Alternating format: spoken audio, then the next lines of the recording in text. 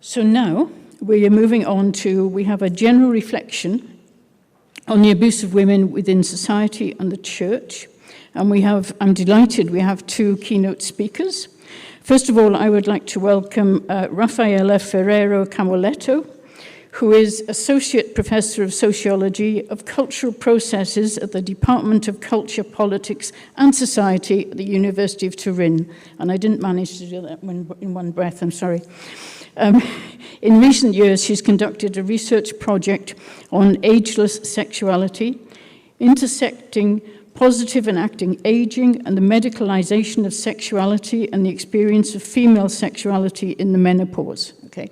Her presentation is very good. I'm sure it'll be of great value to you. So I would like you to welcome Raffaella. Thank you.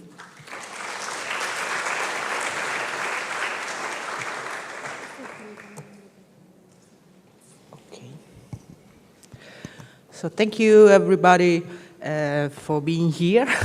And thank you especially Father Zollner for inviting me. This is also an opportunity to reinforce an alliance and a cooperation we have started between my university and this university. It's a pleasure and it's an honor to be part of this conference and to have the opportunity to try to contribute to its mission. The aim of my speech is to reflect on the frames within which abuse on women is embedded. In fact, the abuse of women is not an individual anomaly or moral deviation. It is a systemic issue embedded in the structures, cultures, and social practices of contemporary society.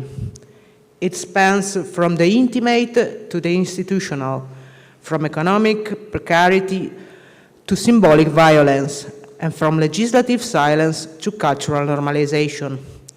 In this talk, I propose a sociological reflection on different interrelated dimensions: structural inequality, cultural misogyny, and social legitimation of gendered violence. Then I will present two emblematic cases: epistemic violence and sexual violence, and finally, I will try to discuss with you a possible path towards transformative justice. So moving to the first dimension, structural dimension, the structural roots of abuse against women lie in the enduring patriarchal systems that govern institutions such as the family, the legal system, education, media, and the labor market. These structures systematically reproduce gender-based hierarchies, normalizing the subordination of women and limiting their access to resources, protection, and power. A 2021 report by the World Health Organization revealed that nearly 1 in 3 women globally have experienced either physical and/or sexual intimate partner violence or non-partner sexual violence in their lifetime. This staggering figure reflects a global public health crisis and illustrates how structural impunity, whether in underfunded justice systems or inadequate victim protection policies, facilitates the perpetuation of violence. In the economic domain, the gender pay gap remains one of the most persistent indicators of structural inequality. According to the International Labour Organization, women earn on average 20% less than men globally for the same work. The wage gap further widens for racialized, disabled, or migrant women. The precarity of female labor is another critical factor. In many countries, women are overrepresented in informal, low-wage, and caregiving sectors. For instance, in sub-Saharan Africa, over 89% of employed women work in the informal economy without social protections, making them more vulnerable to exploitation and harassment. The legal domain reinforces these dynamics. A joint UN Women and UNDP study in 2019 highlights how legal pluralism, the coexistence of customary and statutory systems, often disadvantages women, especially in matters of family law, land rights, and domestic abuse. Barriers such as biased judicial interpretation, economic dependency, and fear of social stigma discourage legal recourse. Health disparities further reflect structural gender bias. Maternal mortality in low-income countries remains alarmingly high, while women there being 120 times more likely to die from pregnancy-related complications than those in wealthier regions. These outcomes are not merely clinical, they are structural, rooted in institutional neglect and gendered resource allocation. The COVID-19 pandemic dramatically intensified these issues. UN Women report in 2021 showed that during lockdowns, domestic violence rates surged by over 30% in several regions, while essential support services were curtailed or suspended. At the same time, the burden of unpaid domestic labor fell disproportionately on women, reinforcing a division of labor that remains foundational to structural inequality. Moving to cultural dimension, cultural norms and representations serve as ideological glue for structural inequality. Misogyny, as theorized by Mann in 2017, is not simply hatred of women, but the punitive arm of patriarchy, a mechanism that disciplines and policies women who challenge gender norms, particularly those who exhibit autonomy, authority, or dissent. It maintains patriarchal stability through the marginalization and shaming of non-conforming femininities. A central mechanism through which misogyny operates culturally is the objectification of the female body. Drawing on Nussbaum, objectification involves reducing women to body parts, denying their autonomy, and framing them primarily in terms of their usefulness or desirability to others. These dynamics are especially visible in media and advertising, where women are overwhelmingly portrayed as passive, decorative, and sexually available. A cross-national study by Lindner in 2014 showed that women are 3 times more likely than men to be shown in sexually suggestive poses or passive postures in advertising, reinforcing the idea of the female body as a visual commodity rather than a communicative subject. In these portrayals, femininity is aestheticized as availability, silence, and softness, while masculinity is linked to activity, control, and autonomy. This objectification has not remained static, but has evolved into what scholars described as the pornification of culture, a process in which pornographic aesthetics and scripts increasingly shape the public imaginary, including mainstreaming advertising, fashion, music videos, reality television, and social media. As Dines and Gill argue, pornification involves the normalization of visual and narrative codes that sexualize women's bodies, glamorize submission, and eroticize dominance. The pornographic imaginary is not confined to adult content. It informs broader cultural ideas of femininity, where women's worth is linked to their sexual appeal, self-presentation, and capacity to conform to hyper-feminized and hyper-sexualized norms. This asymmetry in representation is not simply descriptive, but prescriptive. It teaches viewers, particularly adolescents, how bodies should appear, behave, and be evaluated. It becomes a socializing force that internalizes the male gaze as normative, training individuals to perceive female worth primarily through the lens of attractiveness, desirability, and compliance. In digital environments, this dynamic is intensified by algorithmic amplification, where platforms reward content that adheres to hyper-feminized standards, often through filters, body exposure, and performance of heteronormative beauty ideals. Women, and especially girls, learn early that visibility is conditional. To be seen, one must conform to commodified femininity. Paradoxically, this process is often framed as empowerment. As Gill notes, contemporary post-feminist media promotes a form of self-sexualization as a sign of agency and liberation.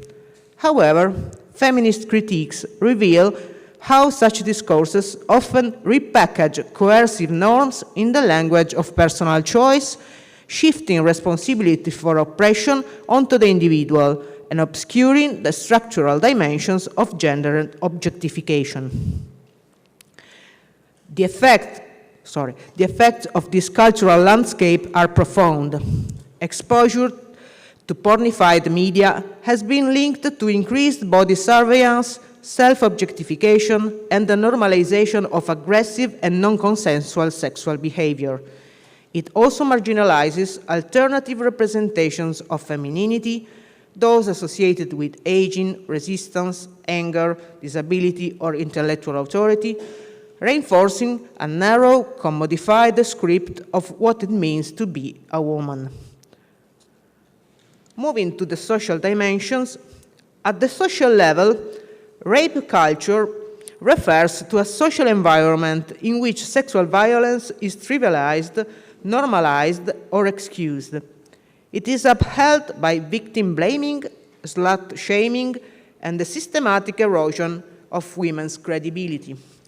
The European Union Agency for Fundamental Rights found that 55% of women have experienced sexual harassment in their lives, while 11% have suffered cyber harassment, numbers that underscore the widespread social tolerance for boundary violations.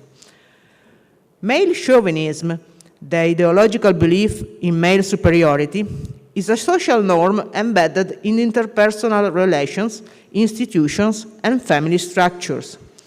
Research from authors like Flood and Peace in 2009 shows how male peer groups reinforce entitlement, control, and aggression toward women, particularly in environments where masculinity is linked to dominance. A recent research by Helseth and Overleen in 2025 explores how young people in Norway, aged 16 to 20, understand the boundaries between consensual sex, rape, and the gray areas in between.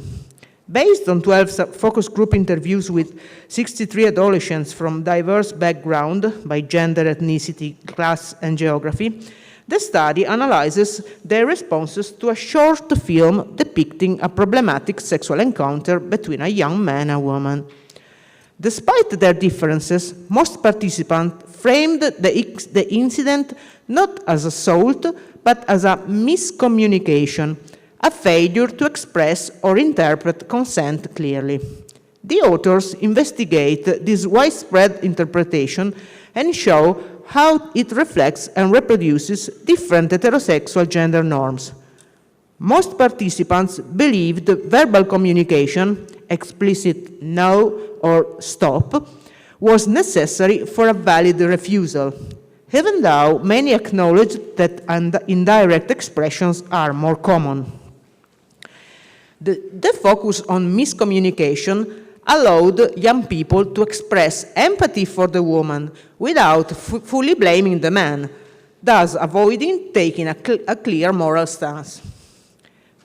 In today's digital society, these forms of cultural and interpersonal violence are magnified by the pervasiveness of online hate speech, which disproportionately targets women, especially those who are vocal, visible, or marginalized. Hate speech is not limited to offensive language. It includes harassment campaigns, threats of sexual violence, doxing, and impersonation, often amplified by algorithms and platform designs. As the UNESCO reports, women journalists, politicians, and activists are particularly vulnerable, with a significant percentage receiving daily threats online, leading to self-censorship and psychological trauma. The rise of the manosphere, a loosely connected web of online communities such as incels, men going their own way, and pickup artists, just to mention some, has become a significant incubator for misogynistic ideology and digital radicalization. These spaces often frame female autonomy as a societal threat and glorify male resentment, cultivating a worldview that normalizes gendered hatred as a form of social justice or rebellion of men. As Ging argues in 2019, these environments operate not only as echo chambers, but also as active recruitment zones for broader far-right and anti-gender movements. Moreover, digital misogyny intersects with other axes of oppressions, particularly racism, homophobia, and transphobia, creating compounded forms of discrimination and violence.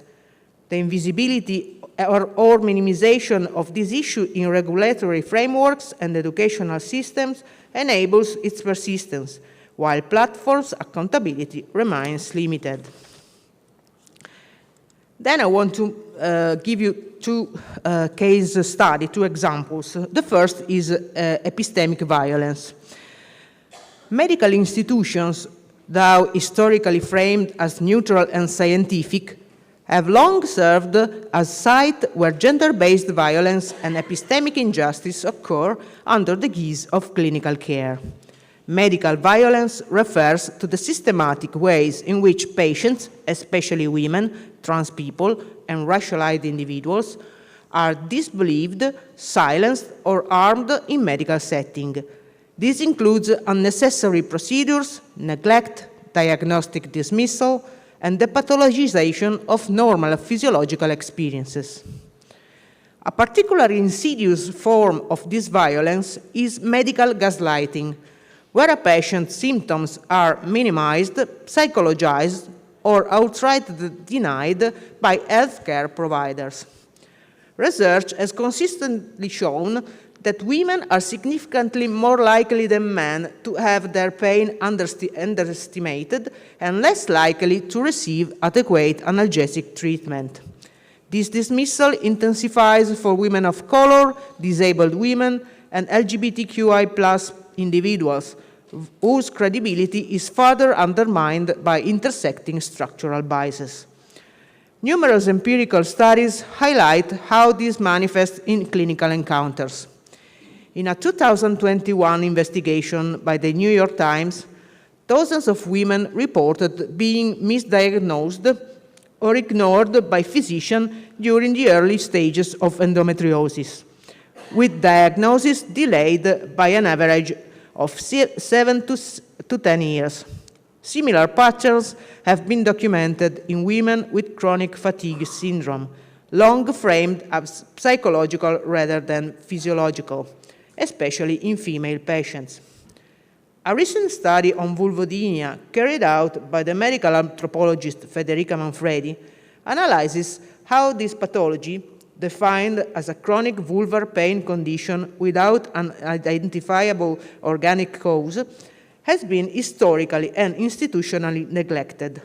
This ambivalent placement of vulvodynia between the psychiatric and biomedical realms has contributed to the invisibility of affected women and reinforced the gendered form of epistemic injustice. Another example can be provided by Patrizia Quattrocchi's research on obstetric violence, revealing how practices such as non-consensual episiotomies, lack of pain relief, verbal abuse during labor, and the dismissal of women's subjective experiences constitute normalized forms of institutional violence. Her work underscores how the birthing process, far from being purely medical, is a deeply social and symbolic act, and how hospitals can function as spaces of disciplinary power over the female reproductive body. The structural consequences of medical gaslighting and obstetric violence are profound: delayed diagnosis, chronic pain, psychological trauma, and an erosion of trust in healthcare institutions. These effects are magnified for marginalized women, who often turn to peer support network or online communities for validation and care in the absence of institutional responsiveness. From a sociological perspective, these dynamics point to a gendered and racialized epistemology in medicine, in which male-defined norms of health and objectivity invalidate embodied knowledge and patient experience. Addressing medical violence requires a transformation of medical culture through feminist, trauma-informed, and patient-centered practices, as well as structural inclusion of diverse voices in research, training, and healthcare governance. Moving to the second case study, sexual violence and femicide. Sexual violence and femicide represent the most brutal manifestation of gender-based oppression. They are not isolated or deviant acts, but rather the logical and extreme consequences of a social order in which women's bodies are devalued, controlled, and violated with impunity. According to the UNODC and the UN Women, in 2022 report, more than 81,000 women and girls were killed intentionally in 2021, and over half, 56, were murdered by intimate partners or family members. Femicide is not simply domestic violence gone too far. It is a gender-specific crime rooted in possession, entitlement, and domination. Sexual violence, including rape and coercion, is pervasive and underreported. The WHO in 2021 estimates that 1 in 4 women aged 15 to 49 have experienced intimate partner sexual violence, a figure likely underestimated due to stigma and legal barriers. Feminist scholar Liz Kelly conceptualizes sexual violence as a continuum, encompassing acts from verbal harassment to assault and murder. This challenges the binary between serious and trivial offenses and emphasizes how everyday forms of misogyny lay the ground for extreme violence.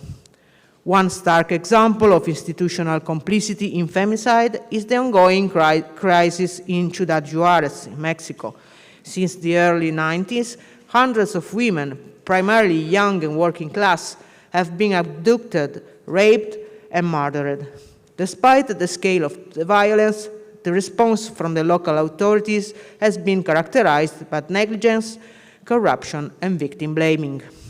In Italy, the 2023 femicide of Giulia Cecchettin, a 22-year-old university student killed by her ex-boyfriend, reignited national debate around gender-based violence.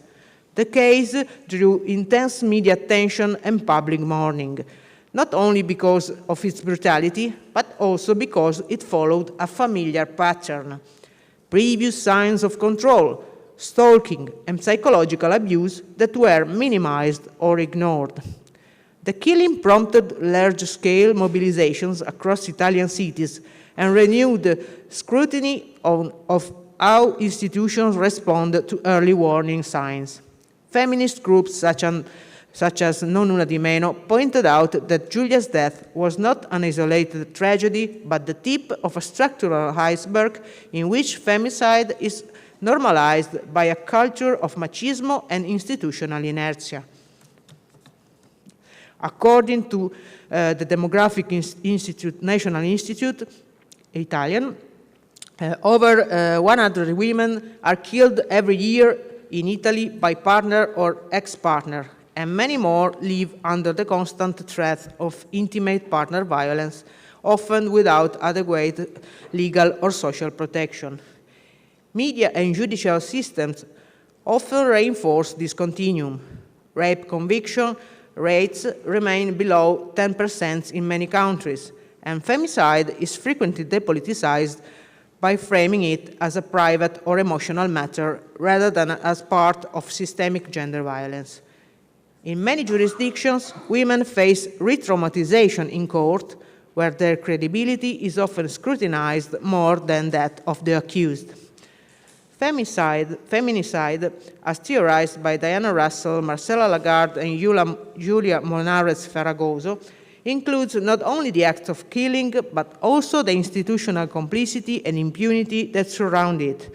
In the words of Monares, femicide functions as a form of terror aimed at women, enabled by both action and omission. These case studies underscore that femicide is not merely the outcome of interpersonal violence, but rather the product of structural and symbolical systems that devalue female lives.